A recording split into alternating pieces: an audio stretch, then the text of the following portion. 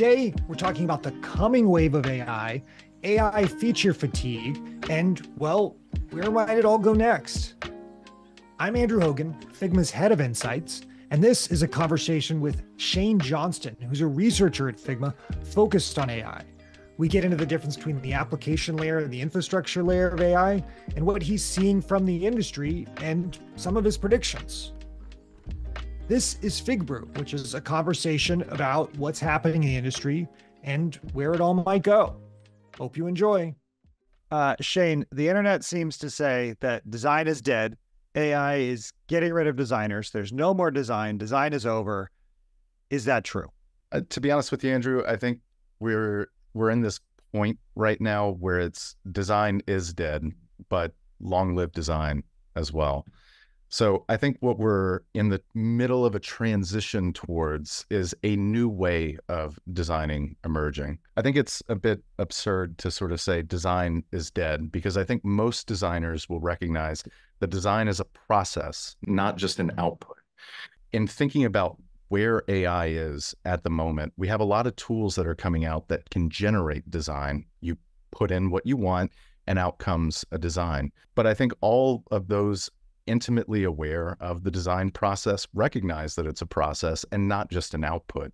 So no, I don't think design is dead, but what I do think is happening is there's a new way of designing. Potentially, the process of designing may become more efficient, but it's still going to require a high level of collaboration among all those involved in the design process, not just designers. Tell me about that distinction between the output and the process of design. Like, what does that mean to you? The output of design can be mimicked by AI, right? Like it can take a whole bunch of information about designs that exist out in the world and spit out those designs in a new way.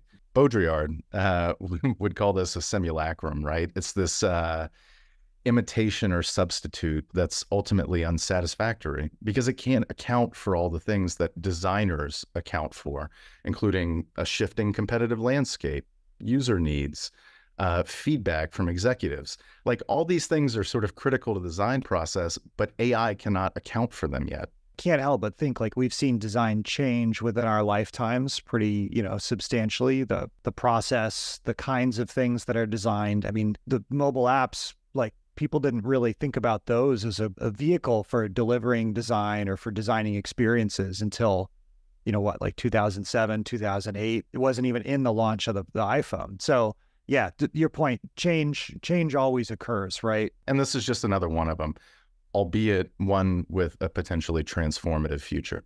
You and I are having this conversation because we ran this really big survey, 1,800 designers, developers, executives. What are you doing with generative AI? Like, there's a lot of hype. People are saying this is going to be like fire or electricity. Is this real? Are Figma users, designing AI features and products? And then I think you've also been having conversations with people about how do they think about AI within their work and what are they excited about? What else is going on there in the research world for you around this? So I think in general, the survey that we ran, what we found is that AI is starting to have an impact. And I think it's mostly because businesses are starting to make the investment in AI, both in terms of the tools that they use inside their organizations, but also the types of product experiences that they offer their customers through their products and services. So we're really at this like beginning phase of AI really affecting the larger market, but also the design tooling market and design workflows. And so it's really nascent. And what we're seeing is a lot of applications of AI for more minor use cases in the design process, where it's like brainstorming copy ideas or sort of using AI to just bounce ideas off of. There hasn't been a whole heck of a lot of folks that say that AI has been transformative yet, or has had any impact beyond just these minor workflow improvements. What we're finding on the product side is that AI is best applied to solving gripes in a workflow. So these sort of tedious tasks, like if you think about a Figma prototype, connecting hundreds of noodles together between different screens, that's kind of the place where we're finding best fit, right? Is solving these workflow gripes. The second way that I think firms are finding success with AI is using it to bridge knowledge gaps. And so you can think about Figma as being a very powerful platform for design with many different features that requires a lot of expertise to get the most out of. What AI can do in those situations is really simplify the process of putting those features to use in an expert capacity. And so we often talk about raising the ceiling or lowering the floor.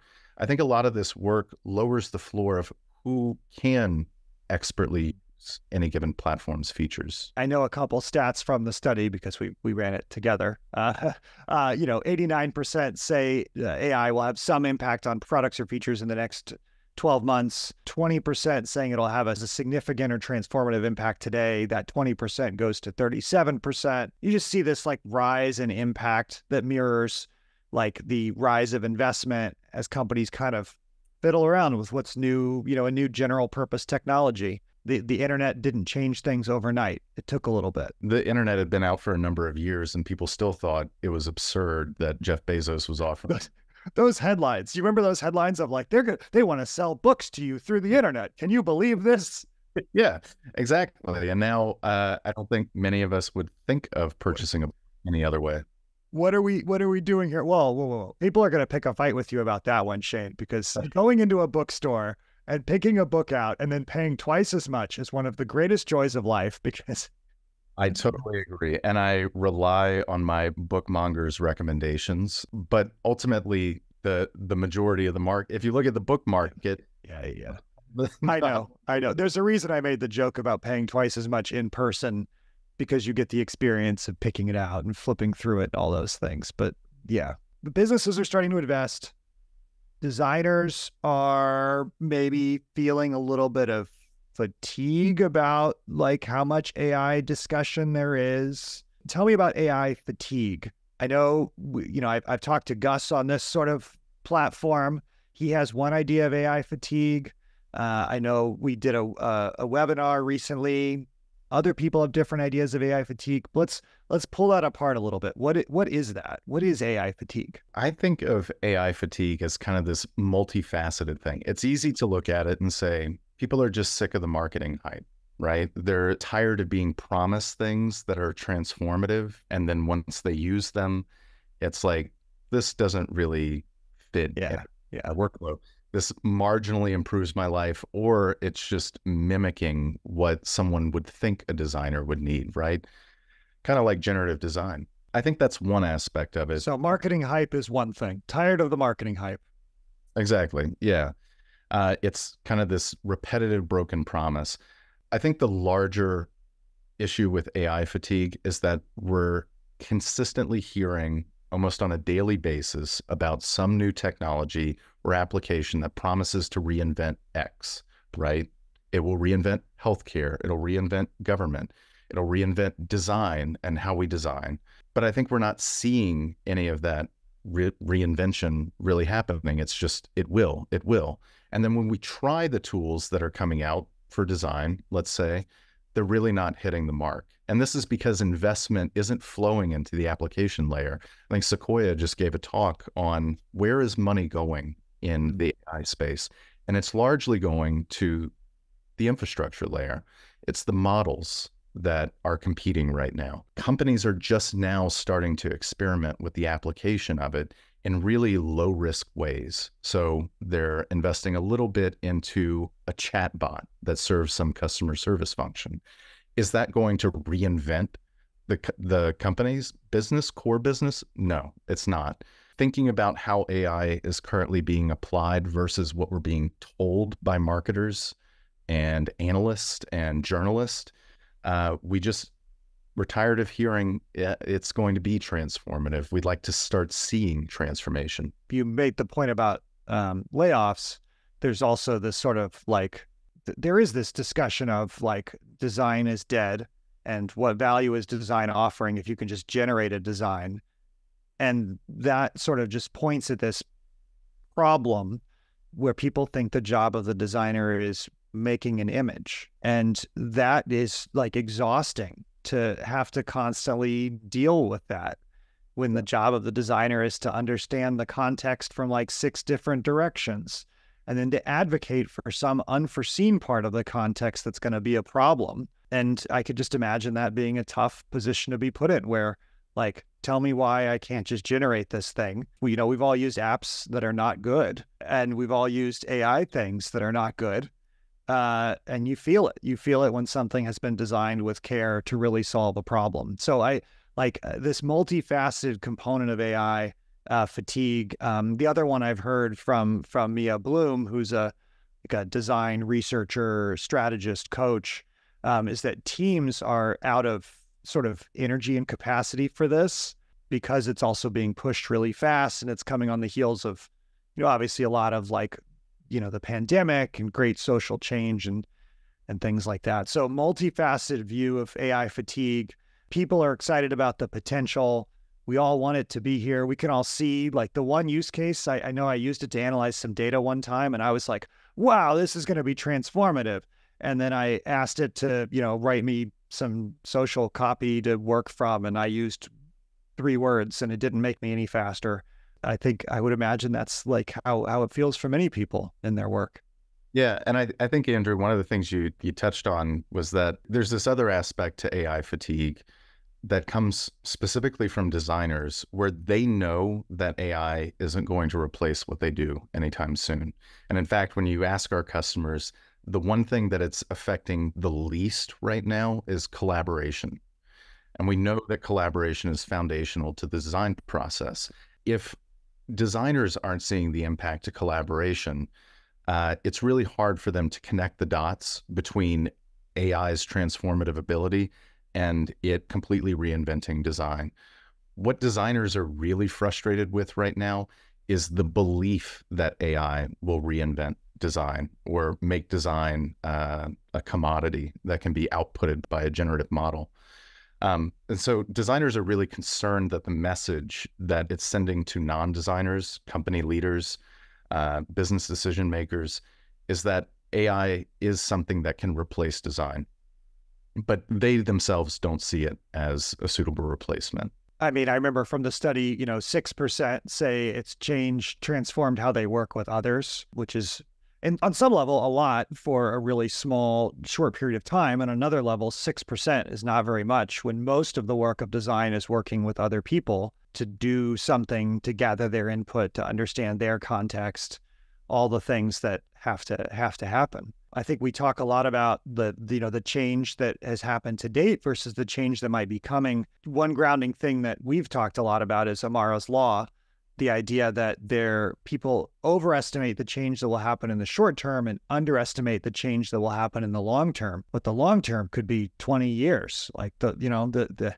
great thing about that quote is it means something and nothing at the same time. And that probably tells us we should try these things. We should experiment with them, because when, iPhone apps first came out, did we think that a car could be summoned to wherever you were within, 5 or 10 minutes, typically? I don't know that I thought that was happening. Maybe other people were smarter than me. Definitely other people were smarter than me. But, that bundle of sensors was turned into something that at times feels really magical and helpful. And that's precisely the type of thing that's not getting the lion's share of the investment right now. We're not seeing investment in that application layer yet. Tell me about that. Because I think that difference is actually worth calling out, right? There's a substrate, like a platform, the models themselves, and then what are the other kinds of layers there, and how should people think about those things from a let's do the layman's perspective, if that's all right. Yeah, sure. So I think the infrastructure layer are all the foundational models that are being built, whether it's Anthropic, OpenAI. These types of things are getting a lot of attention and investment, but the key aspect to them is that companies are using them in service of their own products and services. The application layer is built on top of these, but the thing that we're seeing is that companies kind of view AI in general as a black box. It is a new technology with a new set of constraints and considerations for product development. And teams are only just learning these things now. And so what we see is a lot of experimentation in low risk areas of the business that really aren't tied to any revenue or competitiveness objectives. It's really like, what can this do? How reliable is it? Is it going to completely send our company off the rails and promise things to customers that we don't necessarily want to promise? And so I think there's just an abundance of caution among those working with the technology in the application layer. You've got investment of the foundation, the sort of like the substrate that everything is companies are trying it out. I know one data point you found in the study, it was like 72% were saying that they had used AI in like a minor or not as significant part of a product or feature. I am definitely butchering that data point a little bit. But the point is, most of those who have launched something say it's minor to date. That says experimentation is happening, which is good for any new technology. Try this thing out, see how it works, see what you might do with it, and see what else, what other possibilities open up. I know there's another data point that many people are very interested in. I've done a decent number of interviews about this. So only a third of designers, developers, executives feel happy with what they've launched to date. What do you think about that data point? First, I think it's a representative data point of all customers, or all of those who are currently building with AI or have shipped something with AI. But I think there's a couple of different reasons it's that low. First would be this cautious investment environment that a lot of companies are, or the stance of cautious investment that companies are taking with AI. What we're seeing a lot of is, and I say cautious investment, it can really be thought of as sprinkles, because that's really what companies are doing. They're sprinkling AI across their company. One, because it gives them something nice to say during earnings, right? Like, we are investing in AI. That's a real thing. Like, we shouldn't dismiss that. That is a real, like, having something to show for this clear executive priority. That's real. Exactly. But they're just starting. And the way that they're starting is by sprinkling and experimenting. The second is that there's a whole lot of new design considerations that our customers are telling us in relation to AI and building with AI. The biggest one is really just assessing quality. And it's really hard for designers to prototype these experiences effectively and understand what are all the parameters that I'm dealing with? How can we train this model? And then how should we be reacting to feedback from the model? But the process of prototyping is a collaborative process, right? We create a prototype and we all get a feel for it. With AI, it's really difficult to prototype when so much of the experience is behind this sort of veiled curtain that you don't really have much visibility into. And then I think there's another dimension to it where teams are really just building a sophisticated understanding of AI right now. One of the biggest barriers to collaboration that they're experiencing is just getting on the same page with everyone as to what the capabilities and constraints of AI are. I would say those three things. Yeah. So if I'm a designer and I'm watching this and I'm thinking like, or I'm a developer. I mean, honestly, if I'm just like a person building products, and I want to be proud of what I ship. I want to be in that 80 whatever percent that's like doing important things, that feels happy, it's integral to the product. What are the kinds of things I should be thinking about doing? And I know this is extrapolation from what you know about the design process. I know that there's a lot of other things in here. Like, how should I approach this and talking about it? The key is just the approach in the first place. Is our approach to completely replace and remove people out of any given workflow and just focus on the outcome of what those people deliver? What is the artifact or work object that they deliver?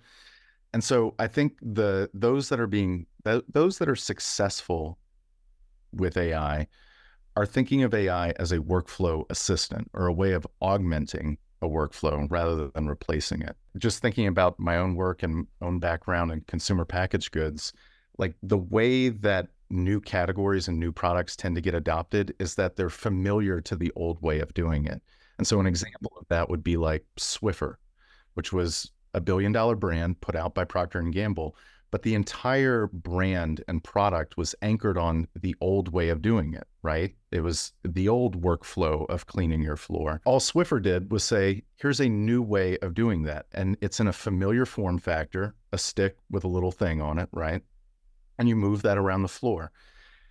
I think this is one thing that a lot of companies are getting wrong is that they're thinking that people want a clean floor, when in reality, they want a better way of cleaning their floor. And so AI can make a clean floor, but ultimately it requires people in the process because design is a collaborative process. It's not a result. I think one thing that's interesting about what you said is that there's a tension between like jobs to be done theory of people want a clean floor and then also people want a better way of cleaning the floor.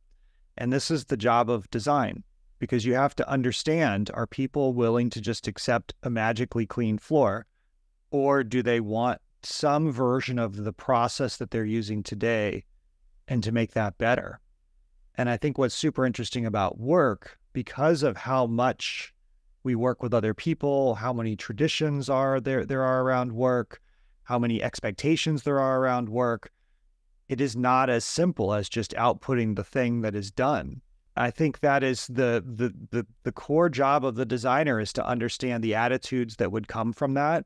And I use designer to also mean like developers who understand human behavior. And that's a profound insight of like, are we replacing something that people are doing? Are we replacing a subset of what people are doing? Are we augmenting it? And then that posture probably really governs like how you feel about the thing you release, around the adoption of it, around like the success of it. And that's part of why it feels so early. A lot of those things haven't been sorted out. And in the end, how many of them will be labeled AI versus just like, we made this better way for you to do X? I think there's a reason you don't see banks advertising that they have mobile apps anymore. I think the same type of shift will happen eventually with AI, where we're not advertising that something is AI powered. It's simply a better way of accessing information, creating information, or collaborating with one another. Yeah, or completing some other task. Shane, really appreciate the chat. Appreciate working with you on this research. We both talked about how awesome it was to do, and I hope we get to work on it more. I think we will, Andrew. Bye, everybody. Bye. Thanks for listening.